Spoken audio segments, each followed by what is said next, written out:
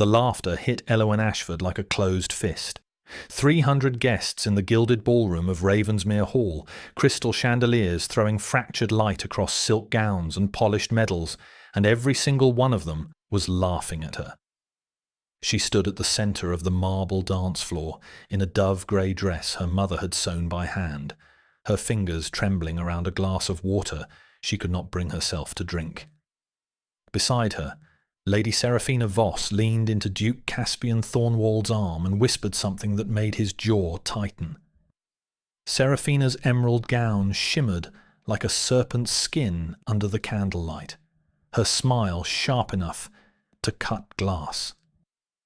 She had positioned herself precisely where every eye in the room could see her, her hand resting on Caspian's forearm with the easy possession of a woman who believed she had already won. The whispers rolled through the crowd like smoke. Poor creature. Did she really think a duke would choose her? She's nobody. A charity case dressed in borrowed lace. Illawen heard every word. She had spent 24 years learning to hear what people said when they thought no one important was listening. The evening had begun with a formal announcement. Duke Caspian Thornwald of Ravensmere, the most powerful landowner in the eastern counties, had invited the entire aristocracy to witness his selection of a bride. It was an ancient tradition, one that had not been observed in 3 generations, and society had descended upon the estate like vultures circling fresh prey. Every eligible woman of rank had arrived in her finest, their mothers and fathers calculating dowries and political alliances in hushed corridors. Illawen had not been invited. She was there because the Duchess Dowager, Caspian's grandmother, had personally requested her presence. Lady Ashford, the old woman, had written in her spidery hand, "Your daughter possesses qualities this household requires." Illawen's mother had wept when the letter arrived, not from joy, but from fear. The Ashford family had once been prosperous. Her father had been a respected magistrate before a fraudulent investment scheme orchestrated by Lord Aldrich Voss, Seraphina's father, had destroyed their fortune and driven him to an early grave. They lived now in a draughty cottage at the edge of the county, surviving on Illawen's small income as a tutor and her mother's needlework. Illawen watched Seraphina guide Caspian through the crowd, her hand steering him like a ship's wheel, and she understood with absolute clarity what was happening. This was not a selection. This was a coronation. Seraphina had been grooming this moment for years, attending every function, flattering every ally, ensuring that when the Duke finally chose, there would be only one acceptable answer. The other women in attendance were decorations, present only to make the inevitable choice seem considered. And Elowen herself was something worse than a decoration. She was a joke. A poor girl from a ruined family, standing in a borrowed dress in a room full of people who had watched her father's destruction and done nothing. Seraphina had made certain everyone knew exactly who Elowen was, and exactly why her presence was laughable. The emerald-clad woman caught Elowen's eye across the room and smiled. It was the smile of a cat watching a mouse realize the door was locked. Illawen did not look away. She had learned long ago that looking away only told predators you were afraid. Instead, she held Seraphina's gaze with the steady patience of someone who had survived worse than laughter. The Duchess Dowager appeared at Illawen's elbow like a ghost in black silk. She was 83 years old, small as a sparrow, with eyes like polished obsidian that missed nothing. She carried an ivory cane she did not need and wore a single strand of pearls that were worth more than the Ashford cottage. "They are all watching the wrong woman," the Duchess Dowager said, her voice barely audible beneath the orchestra. Illawen glanced at her. "Your Grace, I believe I should leave." This was a mistake. "You have not yet made a mistake tonight, child." The old woman's fingers closed around Illawen's wrist with surprising strength. "The mistake would be leaving before my grandson sees what I see." "What do you see?" Elowen asked, her voice flat with exhaustion. "A woman who has been looking at this room for 2 hours and has already identified 3 discrepancies in the estate accounts displayed in the gallery," the old woman replied. "Do not think I did not notice you studying those ledgers." Elowen felt heat rise in her cheeks. The framed accounts had been displayed as historical artifacts, but the numbers had bothered her. Columns that did not add up, timber revenues that seemed impossibly low, details no one was supposed to notice. The music stopped. A footman struck a silver bell 3 times, and the crowd parted like a sea of silk and broadcloth. Duke Caspian Thornwald stepped onto the raised platform at the far end of the ballroom, and Elowen saw him clearly for the first time that evening. He was tall, broad-shouldered, with dark hair that fell across his forehead and eyes the colour of winter rain. His face was composed into the careful blankness of a man who had learned to hide everything behind duty, but Elowen caught something beneath it. A flicker of weariness, a heaviness in the set of his shoulders that had nothing to do with the weight of his formal coat. He looked like a man performing a role he had not chosen, and the loneliness of that performance was visible only if you knew where to look. Elowen knew where to look. She had been performing roles she had not chosen since she was 12 years old. "Ladies and gentlemen," Caspian's voice carried across the ballroom with practiced authority, "I thank you for attending this evening. The tradition of Ravensmere requires that I make my intentions known before this company." Seraphina stepped forward, her chin lifted, her smile radiant. The crowd held its breath. Caspian's eyes swept the room. They passed over Seraphina without stopping. They moved across the gathered faces, the expectant mothers, the calculating fathers, the women in their carefully chosen gowns. And then they found Elowen. She was standing near the back wall, half hidden behind a marble column, in her dove-grey dress with her mother's careful stitching, her dark hair pinned simply, her face pale and composed. She was the least visible person in the room, and his gaze locked onto her as though she were the only one present. "Miss Ashford," he said. The ballroom went silent. Not the polite silence of attention, but the stunned silence of 300 people who could not believe what they were hearing. Seraphina's smile froze on her face like cracked porcelain. "Would you come forward?" Caspian said. Elowen did not move. Her heart hammered against her ribs so hard she was certain the people nearest to her could hear it. The Duchess Dowager's hand pressed firmly against the small of her back. "Go," the old woman whispered. Elowen walked forward on legs that felt like they belonged to someone else, the crowd parting before her in shocked silence. She reached the platform and looked up at the Duke of Ravensmere. Up close, his eyes were even more striking, pale grey with flecks of silver, and they held an expression she had not expected. Not the cold assessment of a man choosing a political asset. Something quieter than that. Something that looked almost like recognition. "Before this company," Caspian said, his voice steady but low enough that the nearest guests had to lean forward, "I declare my intention to offer marriage to Miss Elowen Ashford of the Ashford family." The room erupted. Gasps, whispers, the sharp intake of breath from Seraphina Voss that sounded like tearing silk. Lady Voss surged forward, her composure shattered. "This is absurd," she hissed, loud enough for half the room to hear. "She is nobody. She has nothing. She is beneath this house." Caspian turned to look at Seraphina with an expression that made the temperature in the room drop 10 degrees. "And you, Lady Voss," he said quietly, "have just demonstrated precisely why I did not choose you." Elowen stood on the platform, the eyes of 300 people burning into her skin, and felt the ground beneath her shift like an earthquake no one else could feel. She did not know what had just happened. She did not know why. But she knew, with the bone-deep certainty of someone who had survived loss and humiliation and silence, that her life had just changed forever. and not everyone in this room was going to forgive her for it. 3 years before the night that shattered every expectation in the eastern counties, Eliawen Ashford knelt in the vegetable garden behind the cottage on Briersfield Lane and pulled weeds from soil so dry it crumbled between her fingers like ash. The sun hung low and copper-coloured over the village of Whitmore Cross, painting the crumbling stone walls in shades of amber that made the poverty almost beautiful. Almost. The cottage had been her grandmother's before the family's fall, a 2-room dwelling with a leaking roof and windows that let in the November wind like uninvited guests.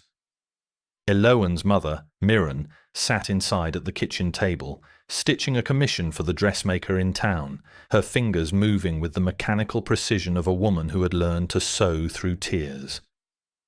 Eliawen could hear the soft rhythm of the needle through the open door, steady as a heartbeat. And it was that sound, more than any other, that kept her tethered to the earth on the days when grief threatened to pull her under. Her father had been dead for 2 years. The grave sat on a hill above the village, marked with a simple stone because they could not afford anything more, and Eliawen visited it every Sunday morning before the church bells rang. The destruction of the Ashford family had been surgical and deliberate. Eliawen's father, Magistrate Edmund Ashford, had been investigating irregularities in the county's land records when he discovered that Lord Aldrich Voss had been systematically defrauding tenant farmers through forged ownership documents.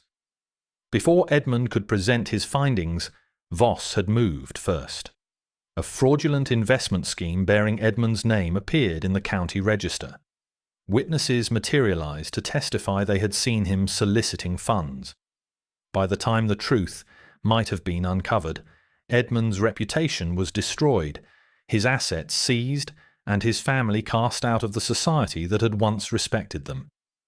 Edmund Ashford died of a heart attack 6 months later, sitting in the chair by the cottage fire, holding the last letter he had written to the county court requesting a review of his case. The letter was never delivered.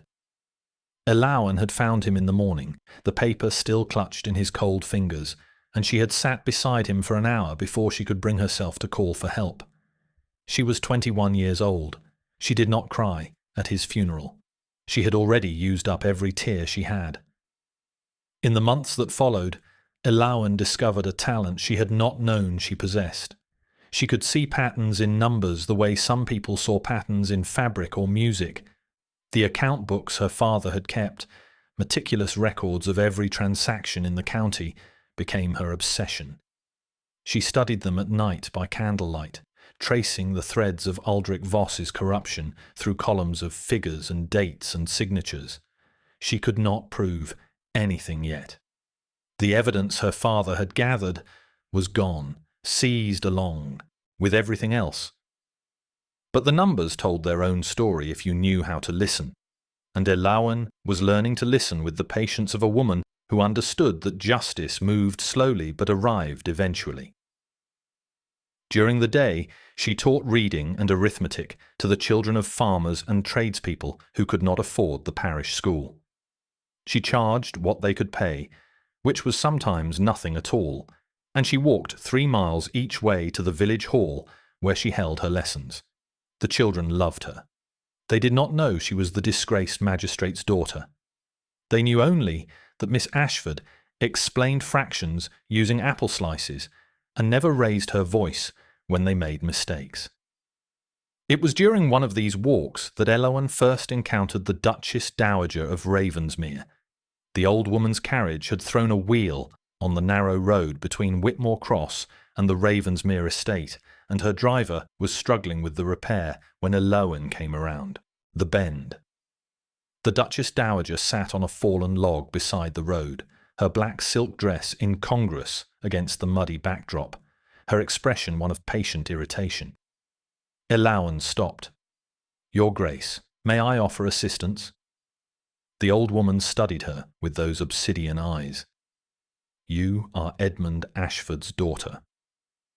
Eliawen felt the familiar sting of recognition, the way her father's name still carried the weight of scandal even 2 years after his death. "I am," she said, keeping her voice level. The Duchess Dowager nodded.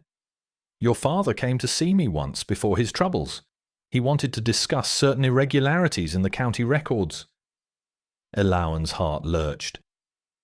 "You knew about the investigation?" "I knew your father was an honest man," the old woman said simply, "and I know that honest men rarely destroy themselves." She paused, her gaze sharpening. "You have his eyes. The same way of looking at things as though you're reading a ledger no one else can see. That roadside meeting became the first of many." The Duchess Dowager invited Ellawen to tea at Ravensmere Hall once a week, ostensibly to discuss the estate's charitable works, but in reality to study the young woman with the quiet intensity of a jeweller examining an uncut diamond. Ellawen discovered that the Duchess Dowager was sharp, unsentimental, and deeply unhappy with the direction of her grandson's life. Caspian had inherited the dukedom at 22 when his parents died in a carriage accident, and the weight of it had turned a warm-hearted young man into a fortress of duty and distance.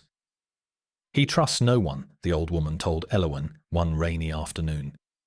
"He has been surrounded by people who want something from him since the day he inherited. Seraphina Voss, Lady Pemberton's daughters, the Marquis of Holloway's niece. They see the title, the estates, the power. Not one of them has ever asked him what he reads or what makes him laugh or what he dreams about when the house is quiet."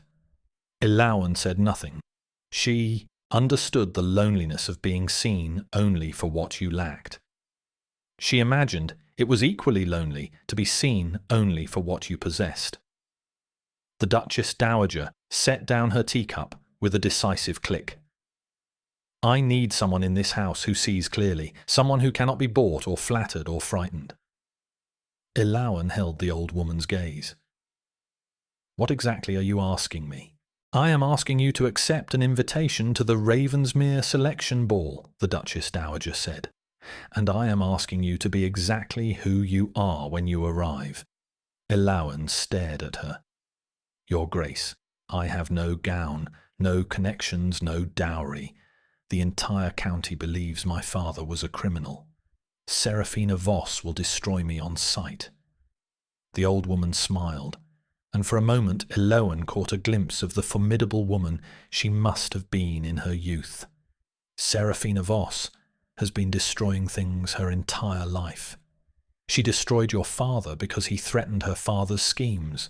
She will try to destroy you because you threaten her ambitions.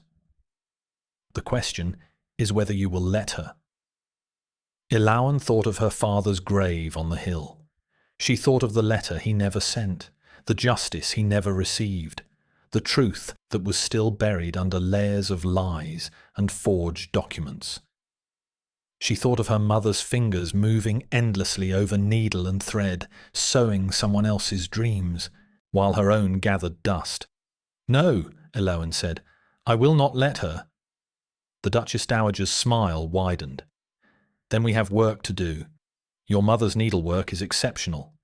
Let us see what she can accomplish with proper fabric. Something in dove grey, I think. Grey is the colour of steel when you look at it in the right light." In the weeks before the ball, Ellawen studied the Ravensmere estate records that the Duchess Dowager made available to her. She discovered what she had suspected from the framed accounts in the gallery, that someone had been systematically skimming revenues from the estate's timber holdings and tenant rents for at least 5 years. The amounts were small enough to escape casual notice, but large enough over time to represent a significant theft. She also discovered that the primary beneficiary of several questionable transactions was a holding company whose registered address matched a property owned by the Voss family. The connection between the Voss family and the corruption at Ravensmere ran deeper than anyone knew. Ellawen documented everything in a small leather notebook she kept hidden in the lining of her coat. She told no one, not even the Duchess Dowager. She had learned from her father's fate that revealing evidence too early was as dangerous as having no evidence at all. The night before the ball, she sat at the cottage window and looked at the stars above Whitmore Cross and made herself a promise. She would walk into Ravensmere Hall, and she would not be invisible. Not because she would demand attention, but because she would carry the truth with her, and the truth, sooner or later, always made itself seen.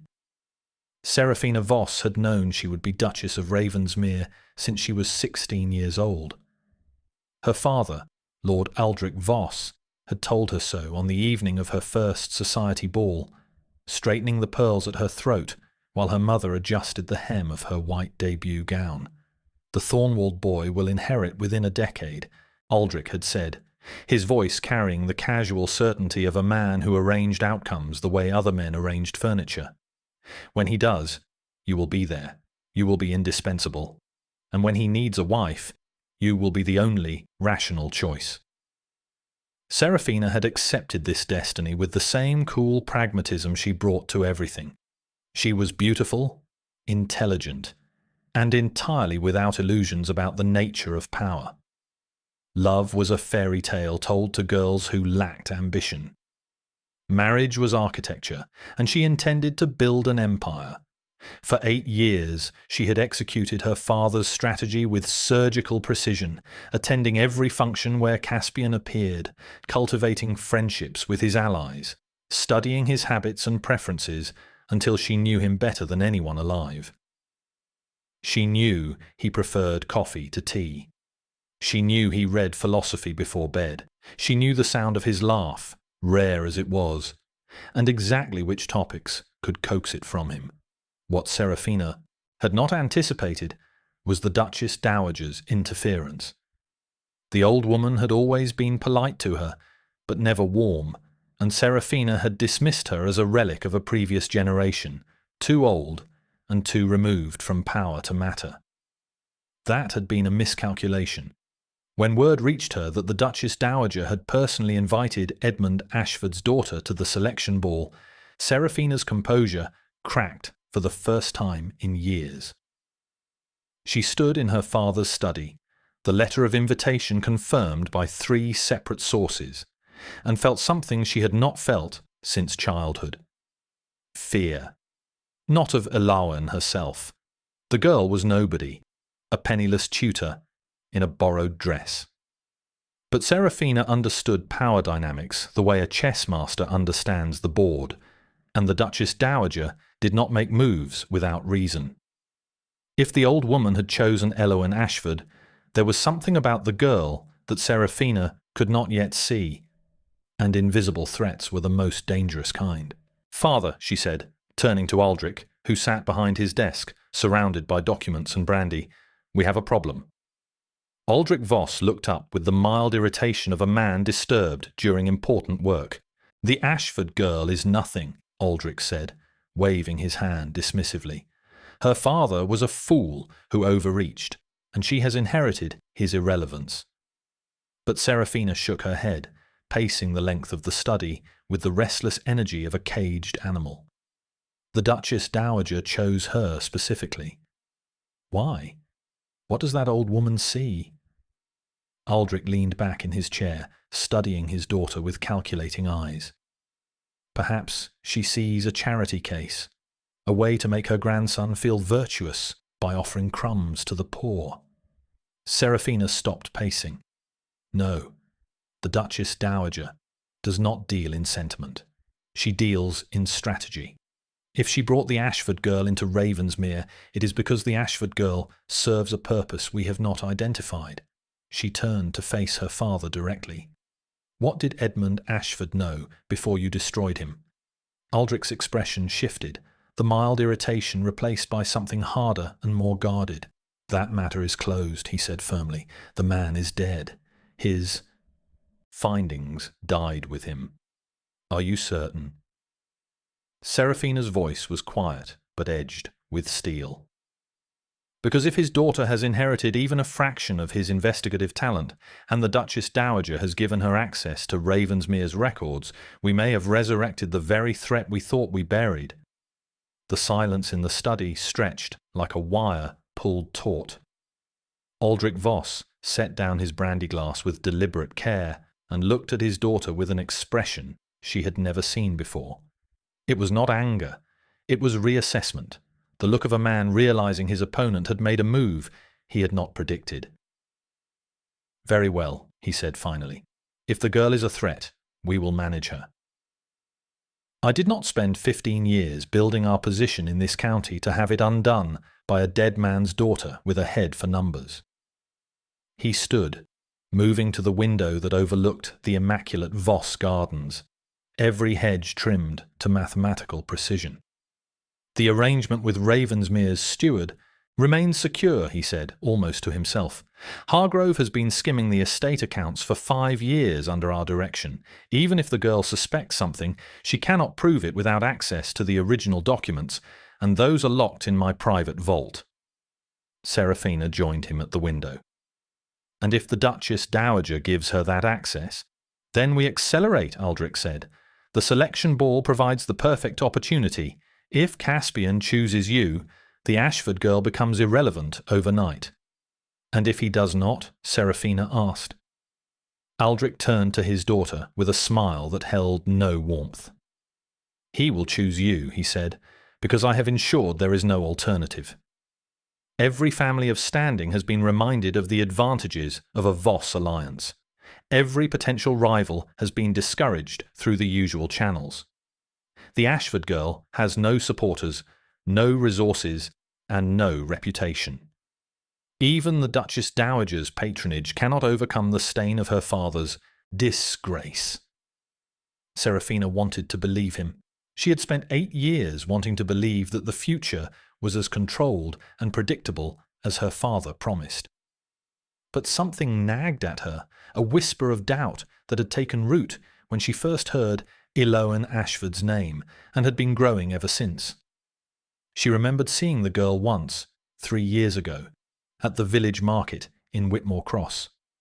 Eloan had been buying flour, counting coins from a worn leather purse, with the careful precision of someone for whom every penny mattered.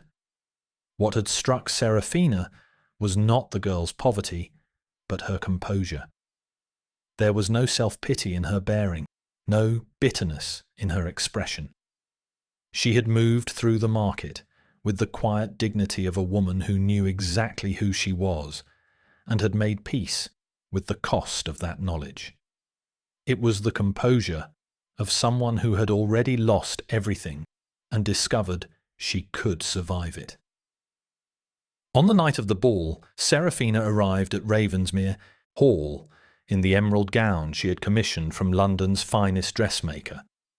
It was a weapon as much as a garment, designed to catch every eye and hold every breath.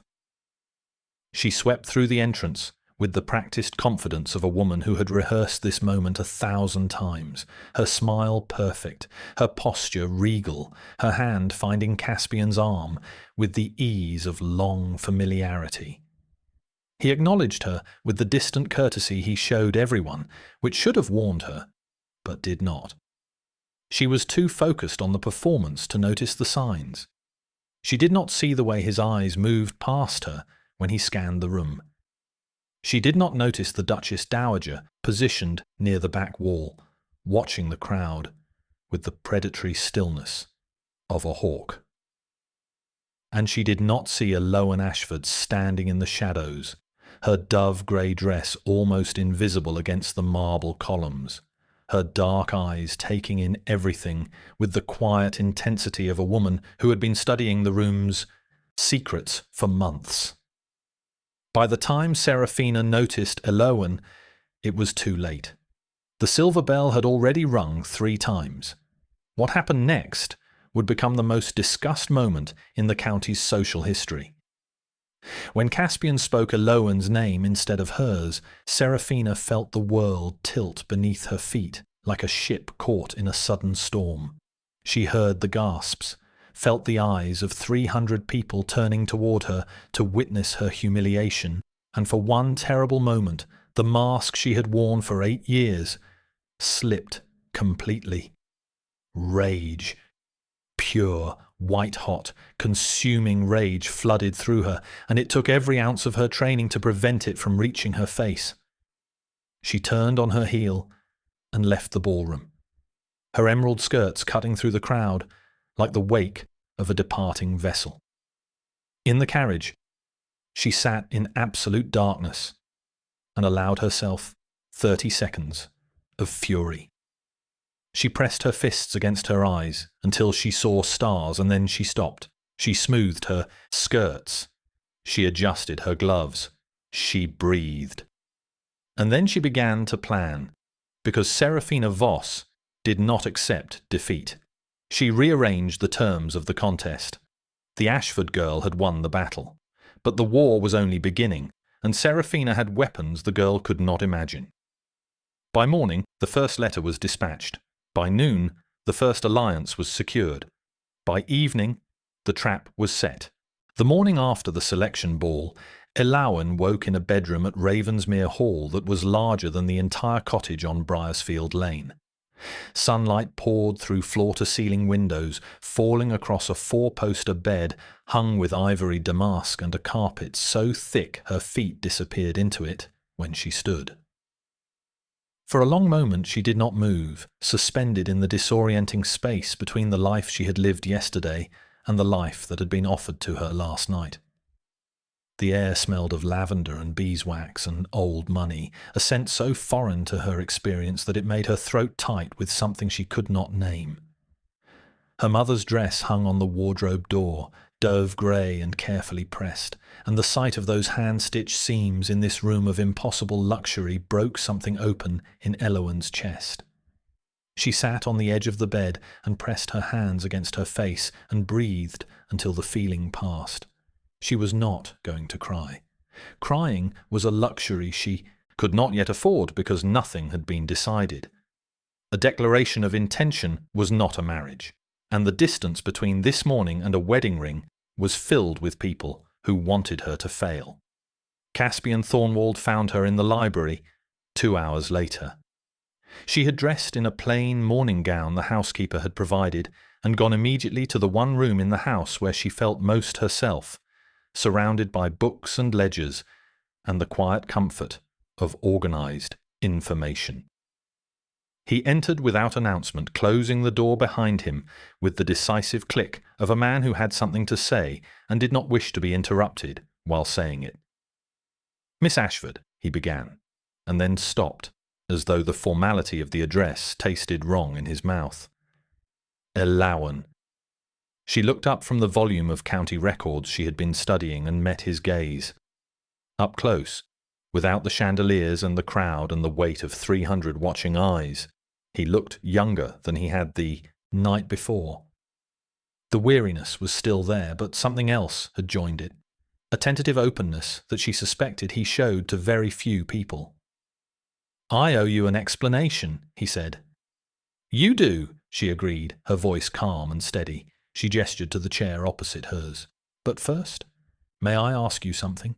He sat, his long frame folding into the leather armchair, with the careful tension of a man who did not relax easily. "Ask."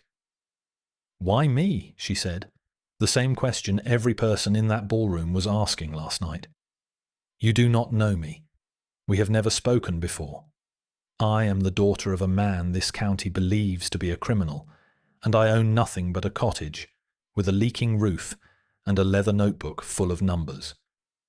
Caspian studied her for a long moment, his grey eyes measuring her with an intensity that might have been unsettling if she had not been accustomed to being studied and found wanting. "My grandmother has spoken of you for months," he said finally. "She told me about a young woman who noticed discrepancies in the estate accounts from across a gallery, who teaches children for free because she believes education is a right, not a privilege, who visits her father's grave every Sunday and walks 3 miles in the rain to do it." He paused. "But that is not why I chose you." Elawan waited. He leaned forward, resting his elbows on his knees, and for a moment the Duke disappeared entirely, and she was looking at a man who was simply tired of pretending. I chose you because when Serafina Voss positioned herself at my arm last night and the entire room assumed the outcome was decided, you were the only person who did not look at me with expectation. You looked at me with understanding. The silence that followed was not uncomfortable.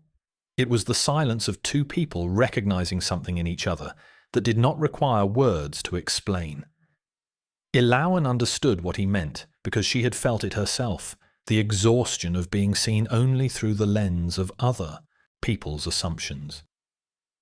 She had been the disgraced magistrate's daughter for so long that she had almost forgotten she was anything else. And Caspian had been the duke for so long that no one remembered to ask who he was underneath the title. I must be honest with you, Caspian said, and the shift in his tone told her the next words would cost him something. I am not offering love. I do not know if I am capable of it anymore. There was a woman before you, before the inheritance, Lady Eleanor Whitmore. Our families arranged a match, and I believed it was genuine. She left me for a wealthier prospect 3 weeks before the wedding, and I discovered afterward that our entire courtship had been orchestrated by her mother as a negotiating strategy to drive up the dowry from a rival suitor. Ilawan absorbed this without reaction. She had suspected something like this from the Duchess Dowager's hints about her grandson's past. Since Eleanor, Caspian continued, his voice dropping to the low register of a man confessing something he had never spoken aloud, I have operated on the assumption that every relationship is a transaction. Every smile has a price. Every kindness has a condition. I built walls because walls kept people out, and keeping people out kept me safe. He looked at her directly. I chose you because my grandmother believes you are honest, and I need honesty more than I need affection. I need a partner who will tell me the truth, even when it is difficult. I need someone who sees the estate as more than a source of wealth and the tenants as more than numbers on a page. Ilawan considered his words with the same careful attention she gave to columns of figures. You are offering a partnership, she said. Not a romance. He nodded. I am offering respect, security, and a position of genuine authority within this household. What I cannot offer, at least not yet, is my heart. The honesty was brutal and refreshing in equal measure. Ilawan had spent 3 years in a world where everyone lied, and here was a man telling her exactly what he could and could not give. Then I accept your terms, Ilawan said, with one addition. Caspian raised an eyebrow. I want full access to the estate's financial records. All of them, past and present. Something flickered in his eyes, too quick to identify. Why? Because your estate is being robbed, she said simply. I noticed it in the gallery accounts last night, and I suspected it before that from conversations with your grandmother. Someone has been skimming revenues from your timber holdings and manipulating tenant rents for at least 5 years. The sums are small individually, but significant in aggregate. Caspian went very still. He stared at her for a long moment, and she watched the implications of what she had said work their way through his expression. You noticed this? From framed accounts displayed as decorations, he said flatly. She held his gaze. My father trained me to read numbers the way other people read faces. I see what the figures are trying to hide. For the first time since he had entered the library, something shifted in Caspian's bearing. The careful distance he maintained with everyone, the walls he had described, developed a crack so fine it was barely visible. But Ilawan saw it. She saw everything. You will have full access, he said quietly, to every document, every ledger, every record this estate possesses. And if you find what you suspect, you will bring it to me before anyone else. Agreed, Ilawan said. One more thing, Caspian added, and his voice carried an edge that had not been there before. Serafina Voss will not accept last night gracefully. Her father is powerful and vindictive, and they have allies throughout the county. You should know that by choosing you, I have made enemies of people who are accustomed to getting what they want." Ilawan thought of her father's grave. She thought of the forged documents and the stolen fortune and the letter that was never delivered. She thought of her mother's worn fingers and the children she taught for pennies and the years of silence and survival that had brought her to this moment. "I am already acquainted with the Voss family's methods," she said, and her voice was steady as stone. "They destroyed my father because he found the truth. I intend to finish what he started." Caspian looked at her for a long moment, and for the first time, a ghost of something that might have been admiration passed across his features. Then, "Miss Ashford," he said, "I believe we have an arrangement." The crack in his walls widened by a fraction, and Elowen stepped through it. The wedding was held 3 weeks later in the Ravensmere Chapel, a small stone building older than the estate itself, with stained glass windows that threw patterns of blue and gold across the worn flagstones. Ilawan wore a simple ivory gown her mother had spent every waking hour creating, each stitch a prayer, each seam a small act of love made tangible in fabric and thread. Mirren Ashford sat in the front pew and wept silently through the entire ceremony, clutching a handkerchief embroidered with her late husband's initials. The Duchess Dowager sat beside her, rigid and composed, but Ilawan caught the old woman's hand squeeze Mirren's at the moment the vows were spoken. The ceremony was small by ducal standards. Caspian had insisted on it, refusing the grand spectacle that tradition demanded, and the guest list included only those whose presence was required by law or genuine affection. Serafina Voss was not among them. Neither was her father. The absence of the county's most powerful family was noted by everyone and discussed by no one, at least not within earshot of the bride and groom.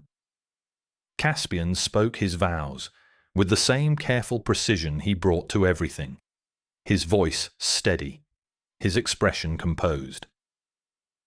He did not smile, but when he placed the ring on Elowen's finger, his hand lingered on hers for a moment longer than protocol required, and she felt the warmth of it like a question. The first months of marriage established a pattern that would have seemed strange to anyone who did not understand its logic. Caspian and Elowen operated as parallel forces within Ravensmere Hall, their orbits intersecting at formal meals and estate business, but rarely overlapping in the intimate spaces where a marriage usually took root. He gave her the East Wing study as her office, a room with tall windows overlooking the gardens and a desk large enough to hold the mountains of ledgers she accumulated.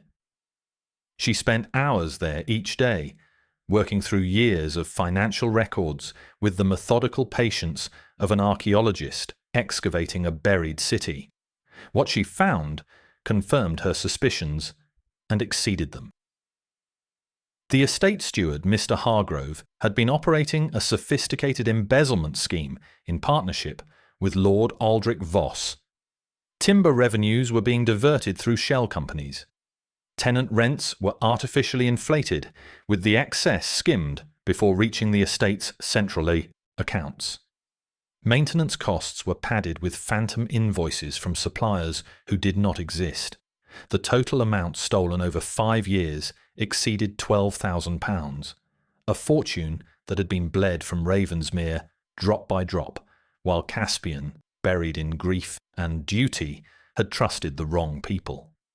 Elowen documented everything with the precision her father had taught her, cross-referencing entries, identifying patterns, building a case that no magistrate could dismiss.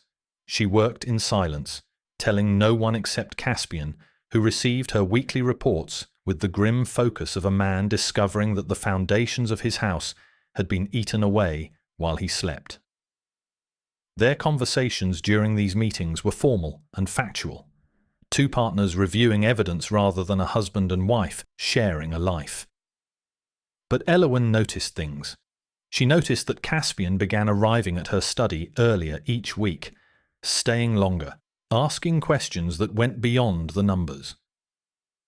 She noticed that he brought coffee without being asked, prepared the way she liked it, dark with a single spoonful of honey.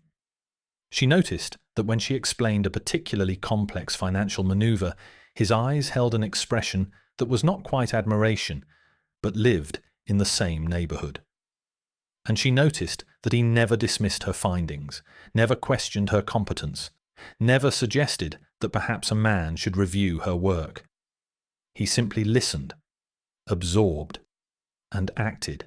Meanwhile, Serafina Voss was not idle.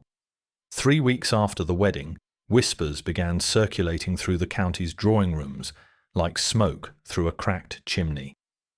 The new Duchess, they said, was unstable, obsessed with numbers and records, spending hours locked away in her study instead of fulfilling her social duties. The household staff found her strange, distant, cold. She had been seen arguing with the steward, overstepping her authority, meddling in affairs that were not her concern. The whispers were precise, coordinated, and devastating. They reached Elawan through the sympathetic housekeeper, Mrs. Baines, who delivered them with the apologetic discomfort of a woman who knew the difference between gossip and strategy. "They are saying you are unfit, Your Grace," Mrs. Baines said, wringing her hands in the doorway of Eloan's study, "that the Duke made a terrible mistake and is too proud to admit it." Eloan set down her pen and looked at the housekeeper with an air expression that held no surprise and no distress. "Let them say it," she replied quietly. "Words are only dangerous when they are true." But the words did damage because words always do when they are repeated often enough by people who want them to be true. Invitations to social events dried up. The county families who might have welcomed the new Duchess kept their distance, unwilling to align themselves with a woman the Voss family had declared unacceptable. At church on Sundays, Elawan sat in the Ravensmere pew and felt the turned backs and averted eyes like physical blows, each one a reminder that she was still the disgraced magistrate's daughter, no matter what title she wore. Caspian observed this isolation with a gathering storm behind his eyes that Eloan found herself unable to read. He said nothing about it directly.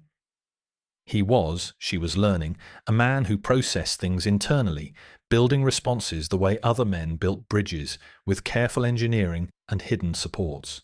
But she noticed that he began appearing at her side during the few public occasions they attended together, his hand at the small of her back, his presence a silent declaration that the whispers had been heard and would not go unanswered. The first time he did it, at a harvest festival where the other families had pointedly ignored her, Elawan looked up at him with a question in her eyes. He met her gaze with the steady certainty of a man who had made a decision. "You are my wife," he said, low enough that only she could hear. "Anyone who insults you insults Ravensmere, and I protect what is mine." The words sent something warm and complicated through her chest, and she spent the rest of the evening trying to untangle whether the warmth came from the protection or from the way he had said mine.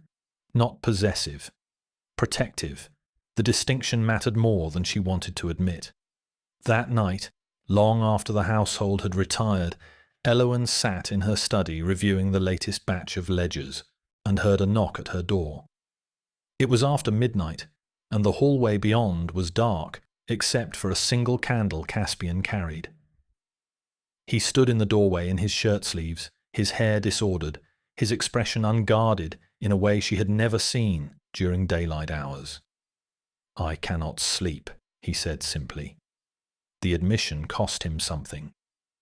She could see the effort of vulnerability in the set of his jaw, the way his hand tightened around the candlestick. "Neither can I," she said. He looked at the scattered ledgers covering her desk, and something that might have been a smile flickered at the corner of his mouth. "Show me what you have found," he said, and pulled a chair beside hers. They sat together in the candlelight, shoulders nearly touching, as she walked him through the tangled web of Hargrove's embezzlement and the Voss family's involvement. She showed him how the numbers connected, how each small theft linked to the next in a chain that led directly to Ulrich Voss's door. Caspian listened with fierce concentration, asking questions that proved he understood not just the mathematics, but the human cruelty behind them. These families, he said, staring at a column of inflated rents that had forced 3 tenant households into poverty. These are my people. I was supposed to protect them. You did not know, Elawan said gently. He shook his head. I should have known. I buried myself in duty and let the details fall to men I never bothered to question. His voice carried a self-recrimination so sharp it cut the air between them. Your father tried to tell someone. My grandmother tried to tell me. And I was too wrapped in my own walls to listen. He looked at her. And in the candlelight his grey eyes held something raw and undefended. I am listening now. It was not a declaration of love. It was something older and perhaps more durable than that. It was the sound of a wall coming down, stone by stone, in the quiet dark. The attack came on a Tuesday in November, 6 months after the wedding, when the first frost painted the Ravensmere grounds in crystal and silver. Elawan was in the village of Whitmore Cross, visiting the widow of a tenant farmer who had died the previous winter, when she saw the carriage. It was black and unmarked, moving through the village with the slow deliberation of a predator, and it stopped directly in front of the magistrate's office. 2 men in dark coats emerged, carrying a leather portfolio, and disappeared inside. Elawan watched from the widow's doorway, with the prickling awareness of someone who recognized the shape of danger even before it revealed itself. She had seen those men before. They were solicitors from the firm that handled the Voss family's legal affairs. By the time she returned to Ravensmere Hall, the damage was already in motion. Caspian met her in the entrance hall with an expression that made her stomach drop. His face was controlled, the ducal mask firmly in place, but his eyes were burning with barely contained fury. He held a document in his hand. The county magistrate, he said, his voice clipped and precise, has received a formal petition claiming that the Duchess of Ravensmere, formerly Miss Elawan Ashford, is party to an ongoing fraud originally perpetrated by her father, Magistrate Edmund Ashford. The petition was a masterwork of legal destruction.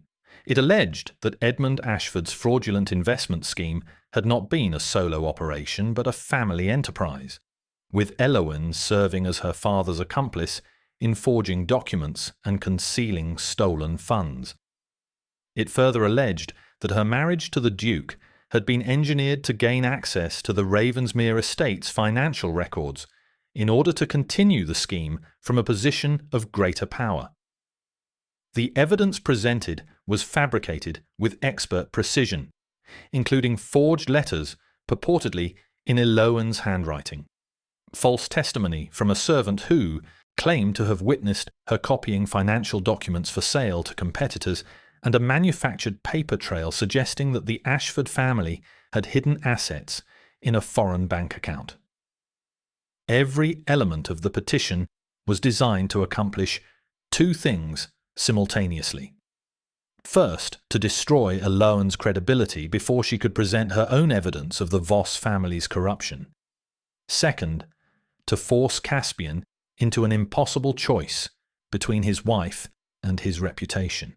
A choice that Serafina believed would end with Elawan's removal from Ravensmere and Caspian's dependence on the Voss family's political support.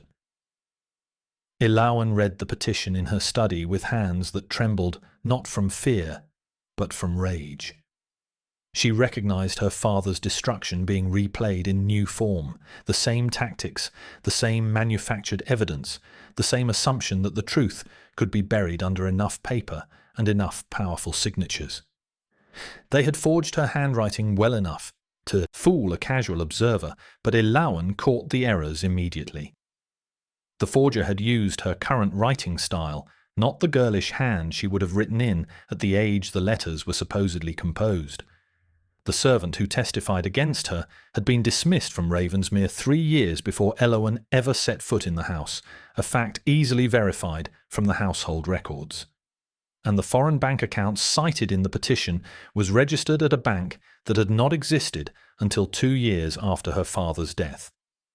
The fabrication was clever but imperfect, constructed in haste by people who had underestimated her ability to fight back. But Elowen knew from her father's experience that truth alone was not enough. The Voss family had the magistrate's ear, the county's sympathy, and 8 years of carefully cultivated alliances. She needed more. She needed proof, not just of her own innocence, but of the Voss family's guilt, and she needed it before the magistrates, hearing in 3 weeks. Caspian found her still at her desk at 2 a.m, surrounded by documents, her eyes red-rimmed, but her expression fierce. He stood in the doorway for a moment, watching her, and then he did something that shattered every remaining assumption she held about the man she had married. He sat down beside her, removed his coat, rolled up his sleeves, and said, "Tell me where to start." She looked at him. "You believe me," she said. It was not a question, but it needed to be spoken aloud. He met her gaze with absolute steadiness. "I have watched you work for 6 months," he said. "I have seen your integrity in every line of every ledger you have touched. I do not need to believe you because I know you, Elowen, and I know that the woman who visits her father's grave every Sunday in the rain is not capable of dishonoring his memory by committing the crimes he was falsely accused of." The words landed in the center of Elowen's chest like a stone dropped into still water, sending ripples through parts of her she had thought were frozen solid. No one had ever said they knew her. Not like that. Not with the quiet certainty of a man who had been paying attention not because it was required, but because he wanted to. She blinked hard, twice, and then she nodded and spread the documents between them. They worked through the night and into the dawn, piecing together the counter-evidence with the collaborative intensity of 2 minds that had found, against all expectation, a perfect, complementary rhythm. Caspian's strength was strategic. He understood political networks, knew which alliances were genuine and which were transactional, and could predict how the county's power brokers would respond to each piece of evidence. Elowen's strength was analytical. She could trace a financial thread through 10 years of records and emerge with a narrative that was irrefutable. Together, they built a case not just against the petition but against the entire architecture of corruption that the Voss family had constructed over 15 years. As dawn broke over Ravensmere, turning the frost on the gardens to diamonds, Caspian set down the last document and looked at Elowen across the desk. His face was drawn with exhaustion, but his eyes held something she had not seen there before. It was not the careful distance of their arrangement. It was not the measured respect of a business partnership. It was something warmer and more vulnerable than either of those things. And it terrified her, because she recognized it. She had been carrying the same feeling in her own chest for weeks, pressed down beneath duty and caution and the absolute conviction that allowing herself to feel anything for Caspian Thornwald was a luxury as dangerous as it was tempting. "Your father would be proud of you," Caspian said quietly. Elowen's vision blurred. She turned away quickly, pressing her hand against her mouth, and for one long moment the study was silent, except for the distant singing of birds in the frost-covered gardens. When she turned back, her eyes were dry, and her voice was steady. "He would want me to finish it," she said. "So let us finish it." Caspian nodded once, and in that nod Elowen saw something she had stopped daring to hope for. Not just an alliance, not just a partnership. The first tentative foundation of something that felt, against all probability, like home. But the Voss family was not finished. The following week, Eloan received a visitor she had not expected. Serafina Voss arrived at Ravensmere Hall unannounced, wearing riding clothes and carrying a smile that held all the warmth of a January midnight. She was shown to the drawing room, where Eloan received her with the composed courtesy that had become her armour. "You look well," Serafina said, settling into a chair with the ease of someone who had once expected to own it. "Marriage agrees with you." Eloan poured tea with steady hands. "What do you want, Lady Voss?" Serafina's smile sharpened. "I want to offer you a way out. Withdraw your investigation into the estate accounts, persuade your husband to drop the counter-petition, and I will ensure the charges against you are dismissed quietly, with no public scandal." Eloan set down the teapot and looked at Serafina with an expression that made the other woman's smile falter. "You are offering me the same bargain your father offered." "Mine," she said. "Silence in exchange for survival. The difference is that my father accepted it, and it killed him." She stood. "I will not make his mistake." Serafina's composure cracked just for an instant. "You cannot win this," she hissed. "You are one woman against an entire county." Eloan walked to the door and opened it. "I am the Duchess of Ravensmere," she said, "and I am not alone. Now leave my house." The hearing was set for the first week of December in the county courthouse in the town of Aldermere, a grey stone building that smelled of damp wood and centuries of adjudicated grievances. Eloan spent the days before it in a state of focused calm that masked a terror so deep it lived in her bones. She had been here before, not in this courthouse, not facing these specific accusations, but standing at the edge of a legal proceeding that had the power to destroy everything she loved. Her father had stood in a room like this and lost everything, and the ghost of that loss walked beside her as she prepared her defense. The difference, she told herself, was evidence. Her father had been ambushed, his findings seized before he could present them. Eloan had spent 6 months building a case so thorough, so meticulously documented, that no amount of political influence could dismiss it. She had copies of every ledger, every forged invoice, every fraudulent transaction. She had testimony from tenant farmers who had been overcharged. She had correspondence between Hargrove and Aldrich Voss that she had discovered hidden in a false bottom of the steward's desk, letters that described the embezzlement scheme in Voss's own handwriting. And she had one piece of evidence that changed everything. The Duchess Dowager had given it to her 3 days before the hearing.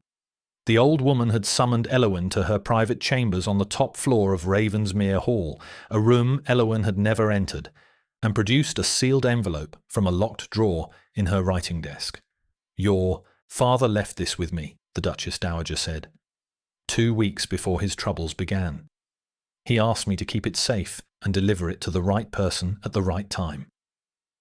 She pressed the envelope into Eloan's hands. "I have waited 3 years for the right person." Eloan opened the envelope with shaking fingers and found inside a complete copy of her father's original investigation, every document, every ledger entry, every piece of evidence he had gathered against Aldrich Voss before the walls closed in. He had known. Her father had known the danger was coming, and had ensured that the truth would survive, even if he did not. The realization hit her like a wave, staggering in its implications, and for the first time since his funeral, Eloan wept. She wept for the father who had loved her enough to plan for the possibility of his own destruction. She wept for the years of silence and poverty and determination. And she wept because she was about to do exactly what he had hoped she would do. The morning of the hearing, Caspian walked Eloan to the carriage in the grey December light. He was dressed formally, his expression the controlled mask he wore in public, but as he helped her into the carriage, his hand caught hers and held it. He did not speak. He simply looked at her with those winter-grey eyes, and in them she saw something that transcended the careful boundaries of their arrangement. It was not a declaration. It was a promise, wordless and fierce and absolute, that whatever happened in that courthouse, she would not face it alone. She squeezed his hand once and let go.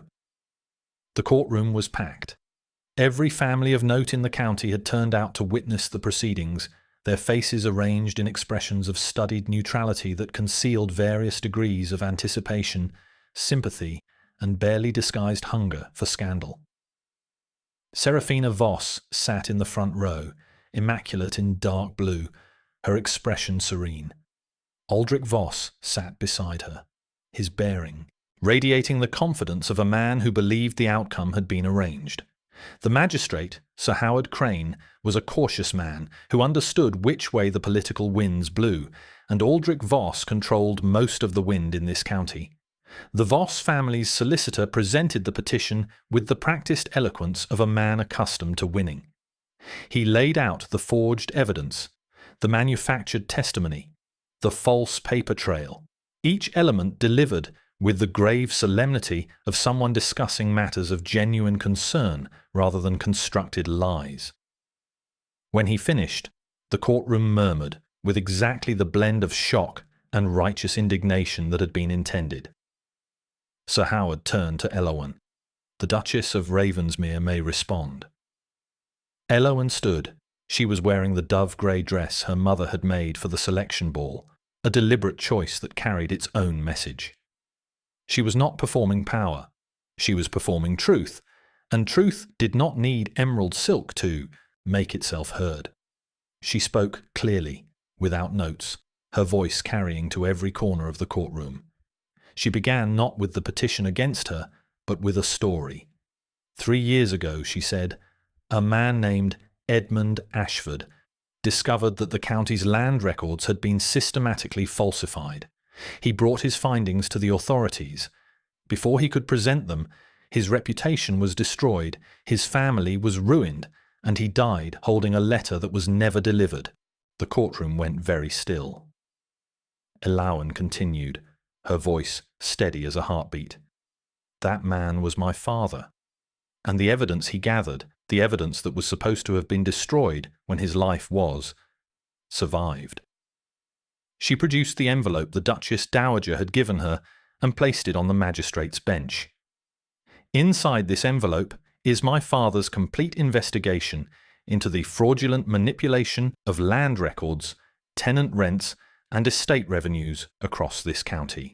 It names names, cites specific transactions, and provides documentary proof that the scheme was orchestrated by one family. She turned to face the courtroom, and her eyes found Aldrich Voss, the Voss family. The eruption was immediate. Voices rose like a tide, chairs scraped against stone, and Aldrich Voss was on his feet with a face the colour of old brick. Serafina's composure shattered like dropped crystal, her serene expression replaced by something feral and desperate. "This is outrageous, Aldrich." "Is," bellowed. Fabricated slander from a disgraced family. The magistrate banged his gavel repeatedly, calling for order, and into the chaos, Elowen's voice cut like a blade through cloth. "Every document in that envelope," she said, raising her voice just enough to be heard above the tumult, "corresponds to entries in the Ravensmere estate ledgers that I have personally verified over 6 months. She produced a second portfolio, thick with copied records and annotated pages. I have traced every fraudulent transaction, identified every shell company, and documented every penny that was stolen from the Ravensmere estate and diverted into accounts controlled by Lord Aldrich Voss." She laid the portfolio beside the envelope. "Furthermore, I have recovered correspondence between Lord Voss and the Ravensmere estate steward, Mr. Hargrove, written in Lord Voss's own hand, describing the embezzlement scheme in detail. The letters were found concealed in Mr. Hargrove's desk and authenticated by 2 independent handwriting experts.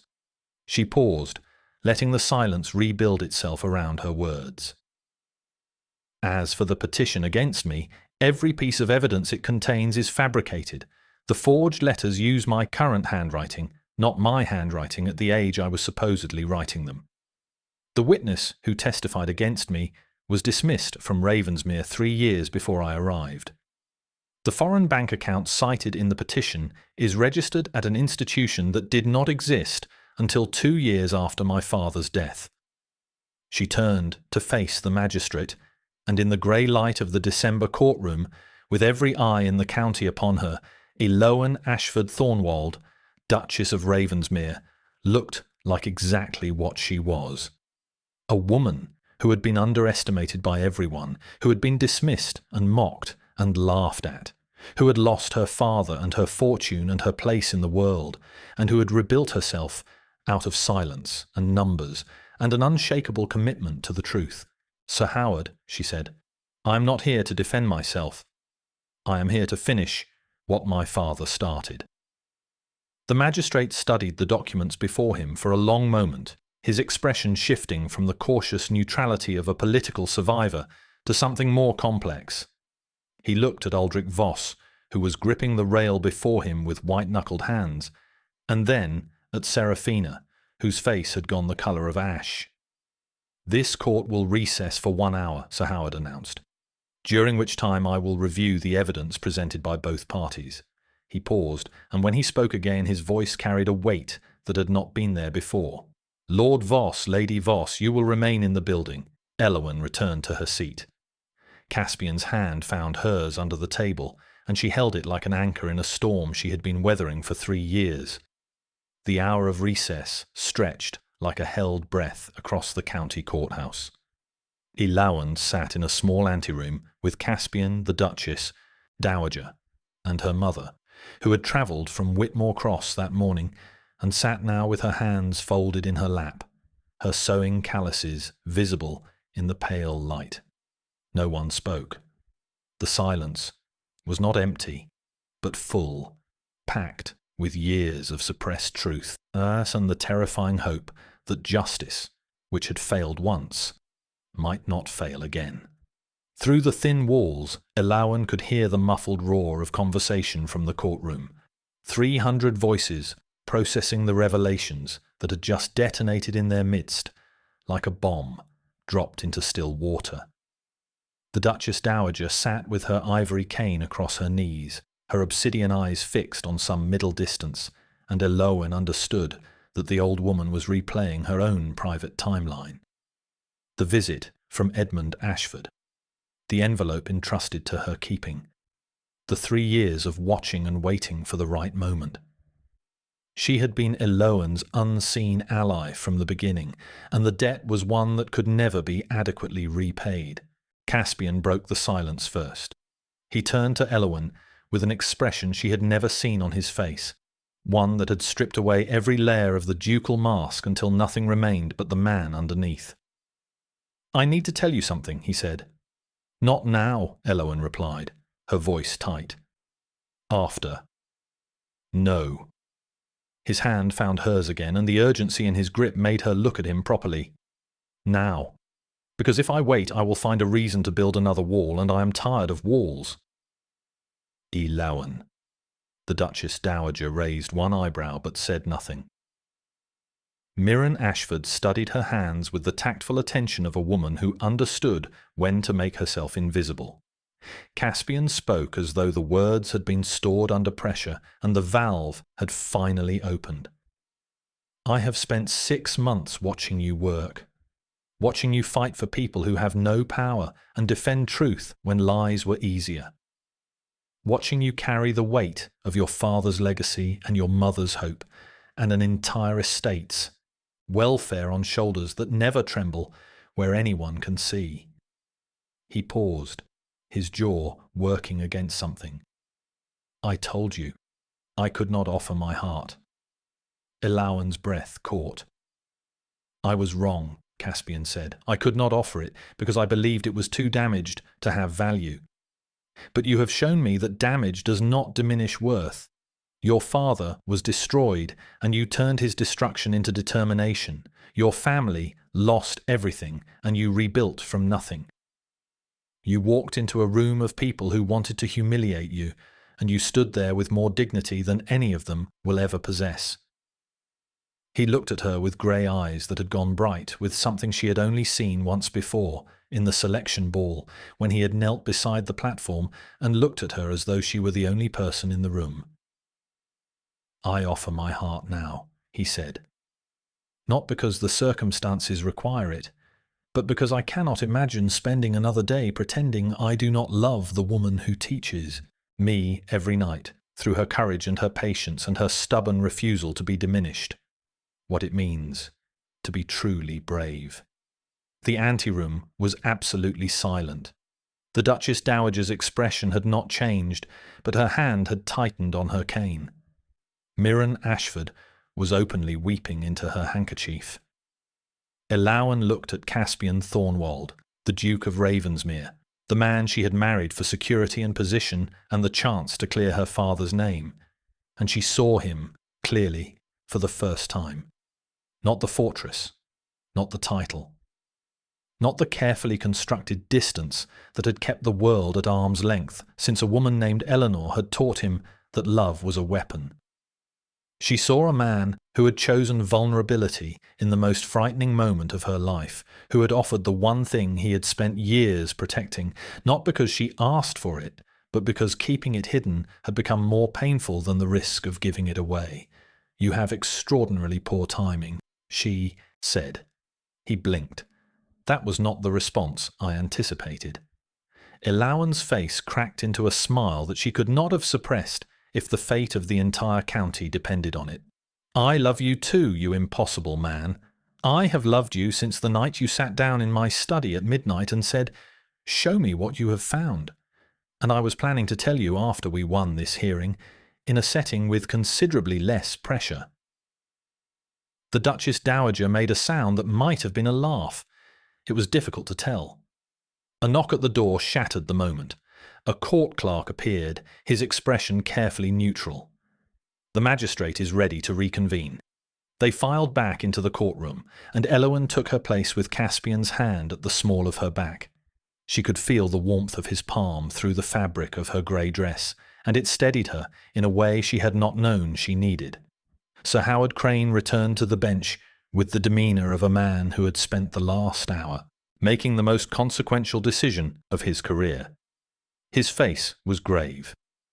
The courtroom fell silent with the abrupt totality of 300 people holding their breath. "The evidence presented by the Duchess of Ravensmere," Sir Howard began, "is comprehensive, well documented, and corroborated by independent verification." A rustle moved through the crowd. "Having reviewed the materials in detail, this court finds that the petition against the Duchess is without merit and is hereby dismissed.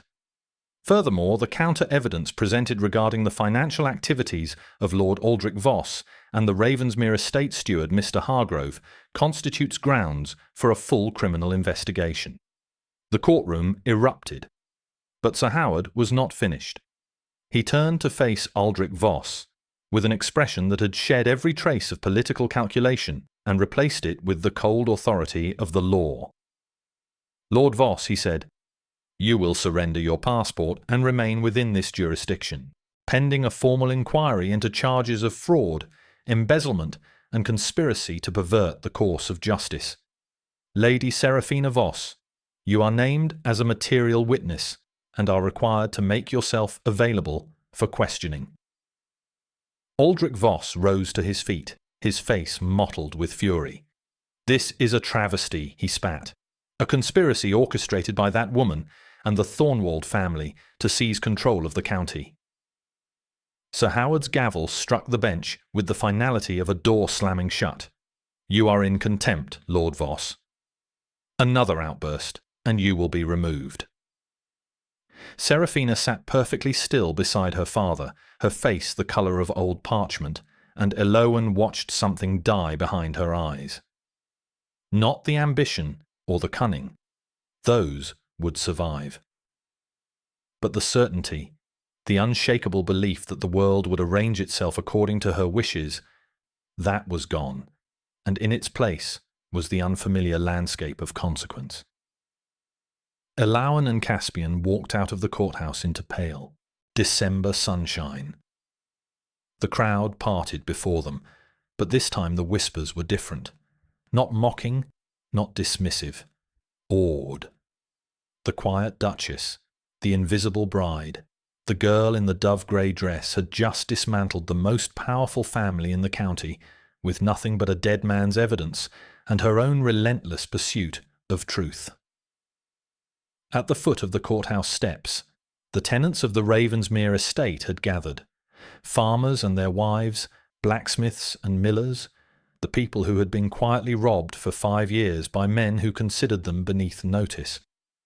They stood in a loose half-circle, and as Elawan descended the steps, one of them began to clap, then another, then another. The sound built like gathering rain until it echoed off the stone buildings and filled the square with a thunder that had nothing to do with weather. Elawan stopped on the bottom step and looked at the faces before her, faces weathered by work and wind, faces she had come to know through 6 months of careful study. And she felt her father's presence beside her, like sunlight breaking through cloud. She had finished what he started. The letter had finally been delivered. Caspian's arms slid around her shoulders, and she leaned into him with the quiet completeness of someone who had finally stopped carrying the weight alone. Serafina Voss burned the evidence on a Thursday night, 3 days after the courthouse hearing, in the fireplace of her father's study while the household slept. She fed the papers one by one into the flames, watching the ink curl and blacken. And she did not stop until every document that connected the Voss family to a decade of corruption was nothing but grey ash and the smell of scorched truth. She had expected to feel relief. Instead, she felt the particular emptiness of a woman who had just destroyed the last bridge between herself and the life she had planned. Her father was under house arrest, confined to the estate pending the formal inquiry. His allies had evaporated overnight. Political friendships dissolving at the first hint of personal risk, like sugar in hot water. The county families, who had been eager to align themselves with the Voss name, now treated it like a disease. And Serafina found herself, for the first time in her life, utterly and completely alone. She sat in the ashes of her own making and understood, with a clarity that was almost surgical, that she had 2 choices. She could fight, which would mean more lies, more fabrication, more desperate manoeuvring that would ultimately fail because Elawan Ashford had copies of everything Serafina had just burned. Or she could do the one thing that terrified her more than any courtroom. She could tell the truth. The decision was not noble. It was strategic, the calculation of a woman who understood that when every other weapon had failed, honesty was the last resort of the defeated. But as Serafina sat in her father's study with ash on her fingers and the taste of failure in her mouth, something unexpected stirred beneath the strategy. A memory she had suppressed for so long, it felt like discovering a room in a house she thought she knew completely. She was 9 years old, sitting at the kitchen table in the cottage where the family had lived before her father's first success. Watching her mother press wildflowers between the pages of a book. Her mother had been different then, softer, gentler, before the wealth and the ambition had remade them all into instruments of her father's vision. "Serafina," her mother had said, arranging a daisy between sheets of tissue paper, "you do not need to be the most powerful person in the room to be the most important one." She had forgotten that woman. She had forgotten that version of herself, the girl who collected wildflowers and believed in kindness. The fire had consumed the last of the documents, and the study was cold. The next morning, Serafina Voss walked into the offices of Sir Howard Crane and surrendered. She provided a full and detailed testimony of every fraudulent act her family had committed over 15 years, including the destruction of Edmund Ashford, the embezzlement from Ravensmere, the fabrication of evidence against Illawarra, and the network of intimidation and bribery that had kept the county's institutions compliant. Her testimony took 8 hours. When it was finished, Sir Howard looked at her across his desk, with an expression that mixed contempt with something that might have been respect for the sheer magnitude of what she had just confessed. She was offered a reduced sentence in exchange for her cooperation, and she accepted it with the composed efficiency she brought to everything. On her way out of the building, she passed Elowen Ashford on the steps. The two women looked at each other for a long moment, and something passed between them that was too complicated for simple words. Not forgiveness, because forgiveness would take years if it came at all. Not understanding, because how could you understand the person who had tried to destroy you? But recognition, the recognition of two women who had been shaped by the same corrupt system, one into a weapon and the other into a shield, and who had both, in their different ways, survived it. Aldrich Voss did not go quietly when the constables arrived at the Voss estate to execute the arrest warrant. They found the house empty and the stable cleared of horses.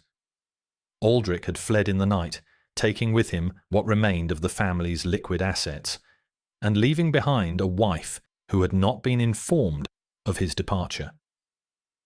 The search lasted 2 weeks and ended at a port town on the southern coast, where Aldrich was discovered attempting to board a merchant vessel bound for the continent with a false passport and a trunk containing £40,000 in gold certificates. His arrest was reported in every newspaper in the county, and the trial that followed became the most discussed legal proceeding in a generation. The evidence was overwhelming.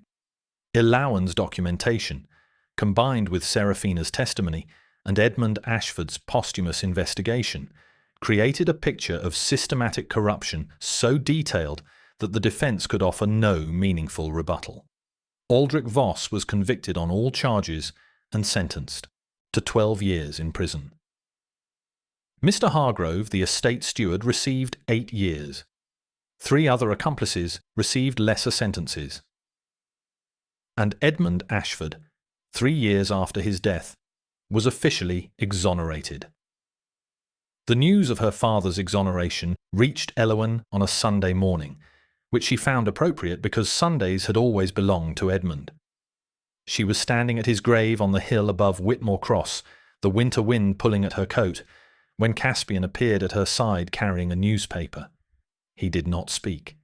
He simply held it out so she could read the headline, and then he stood beside her while she read it twice, 3 times, 4 times, until the words stopped swimming and solidified into the reality she had spent 3 years fighting for.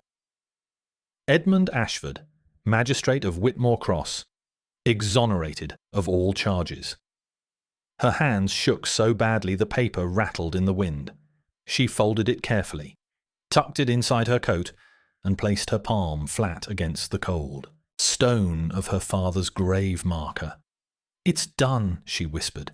"You were right about everything, Papa. You were right, and they knew you were right, and that is why they tried to destroy you.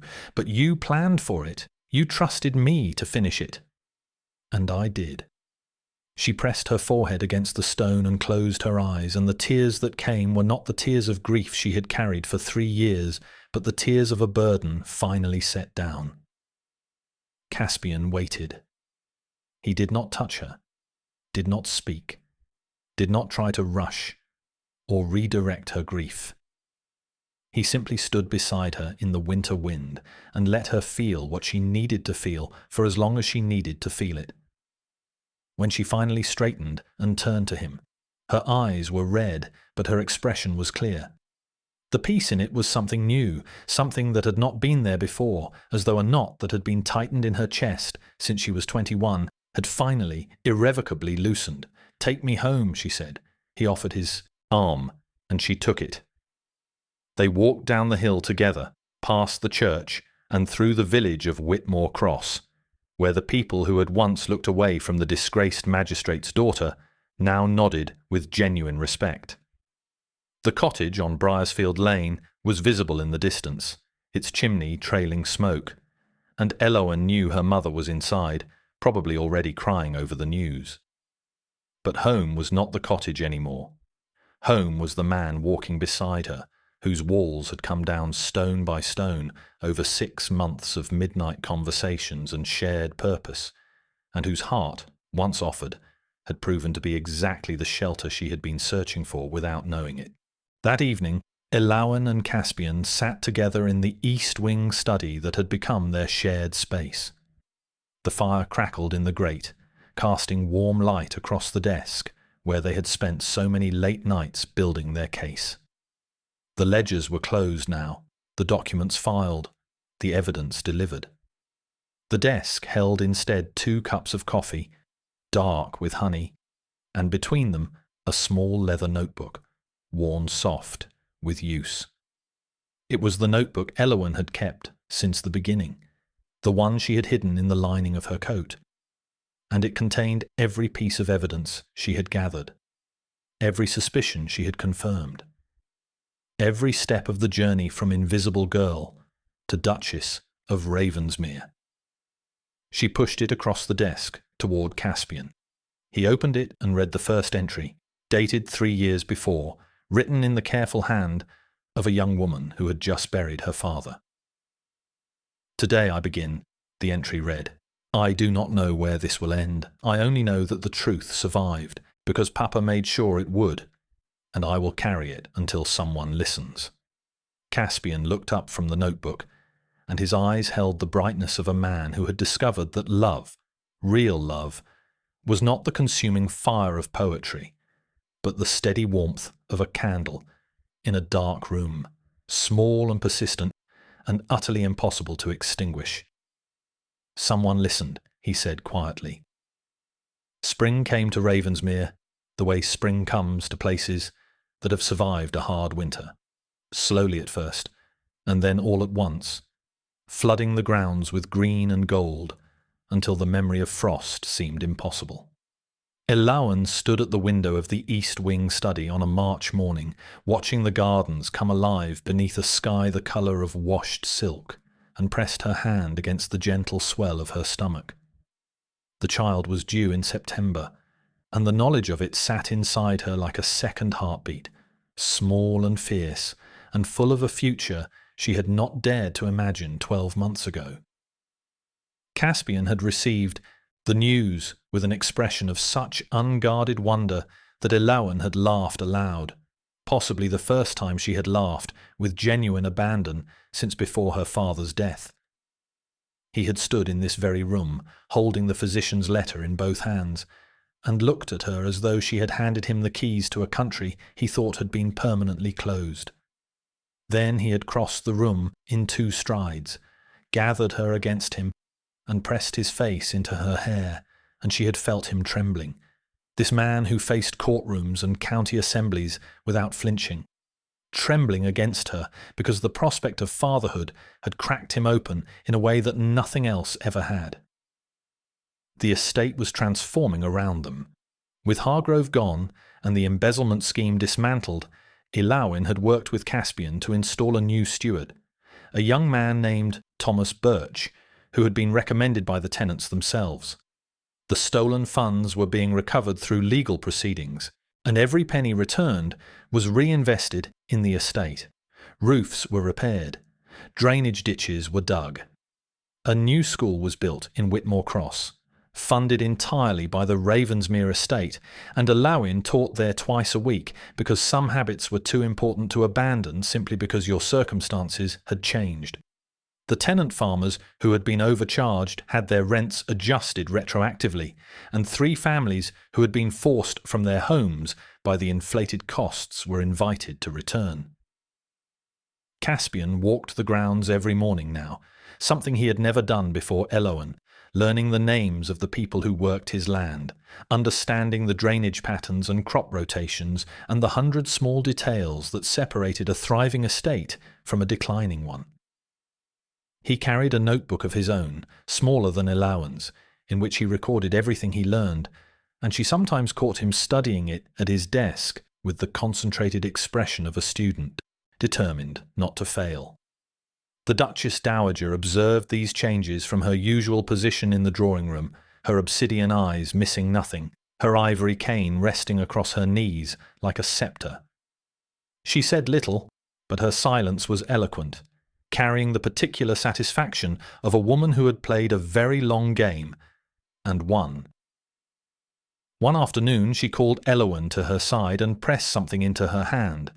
It was a cameo brooch, carved from shell, depicting a woman's profile in silhouette.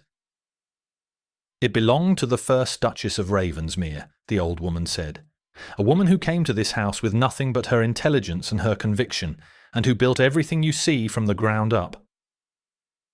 Elowen turned the brooch in her fingers, feeling the weight of history in its delicate carving.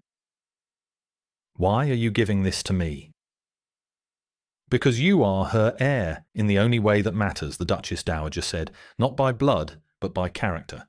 She paused, her expression softening by a fraction of a degree. "I chose well when I wrote to your mother. But you chose better when you decided to walk through that door and not look back."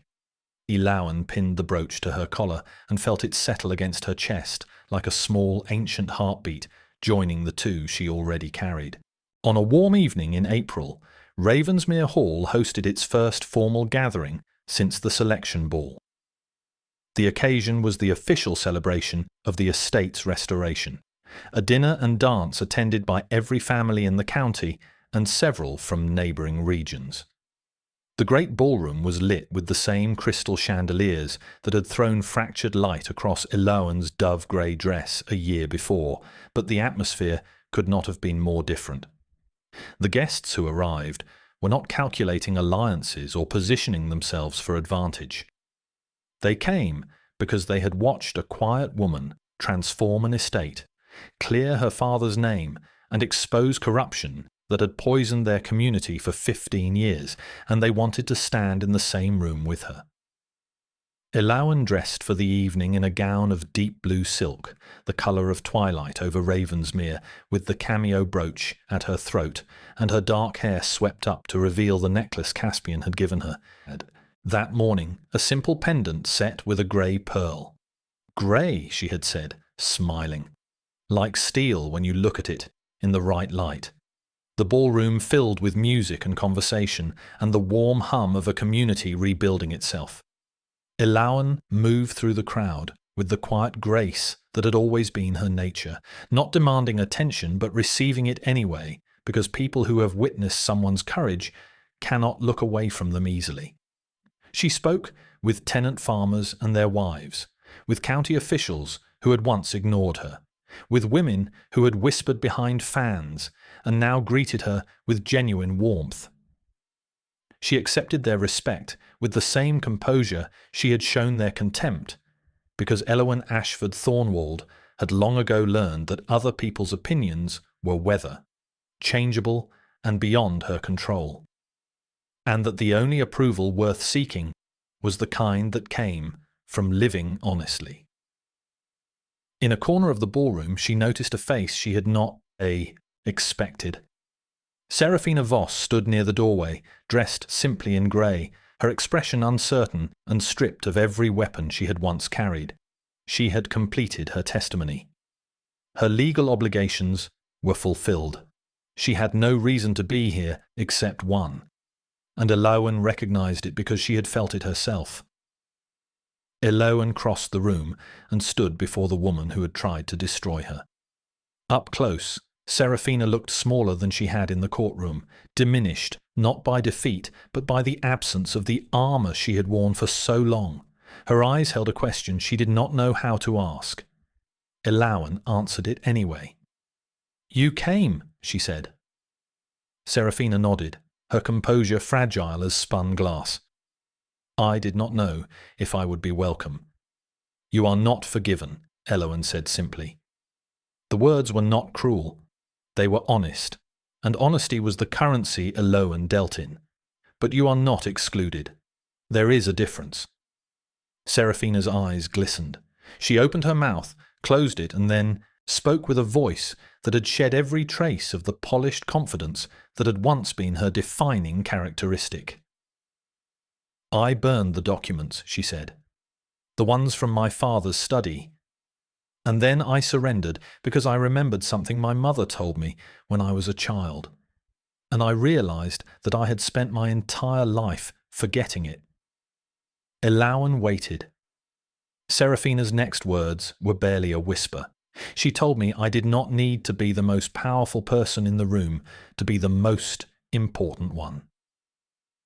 Elawan studied her for a long moment, and then she did something that surprised them both. She extended her hand. It was not an embrace. It was not warmth.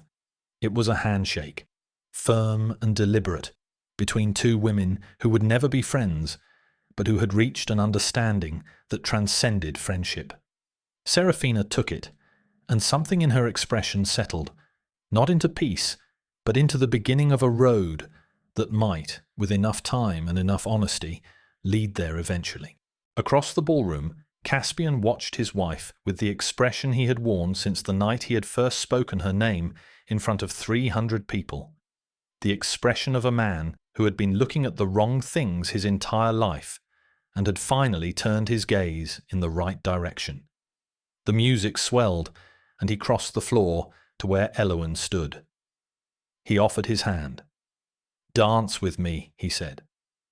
It was not a question, but it was not a command either. It was an invitation from a man who had once believed that walls were the only architecture worth building, to the woman who had taught him that the strongest structures are built not from stone, but from trust and truth and the stubborn refusal to be invisible. Elawan took his hand. They stepped onto the dance floor together, and 300 people watched the Duke of Ravensmere and his quiet Duchess move through the candlelight with the easy certainty of two people who had found each other against every expectation. The chandeliers threw fractured light across the ballroom. The music carried into the gardens. And somewhere on a hill above Whitmore Cross, the wind moved across a gravestone marked with a simple name. And the grass around it grew green and new, as though the earth itself was finally, at last, at peace.